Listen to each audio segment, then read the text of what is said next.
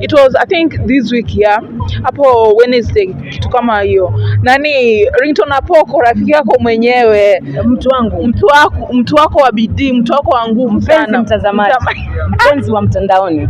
Okay, alikuwa anajaribu kusema eti vile alikuwa anajaribu kuongea anamsupport Paul Mackenzie. Unaweza mwambia nini Paul Mackenzie kama yuko kwa cult? Nataka muangalie kamera. Napenda sana Ringtone, nampenda kama mwimbaji wa nyimbo za Injili, napenda nyimbo zake, anaimba nyimbo nzuri.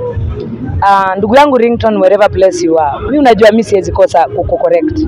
Nasimama na Ringtone muda mwingi unajua, na nampenda. Lakini kitu yenye sitapenda ni kusupport mauaji, kusupport mtu ambaye anaua. Mtu ule ashikwe, hata yeye Ringtone anapaswa kushikwa. Tujue kwa nini amemsupport akiwa ameua. Tunataka kujua kwa nini ame support muuaji Paul Mackenzie. Kwa nini anasema Mackenzie ako sawa?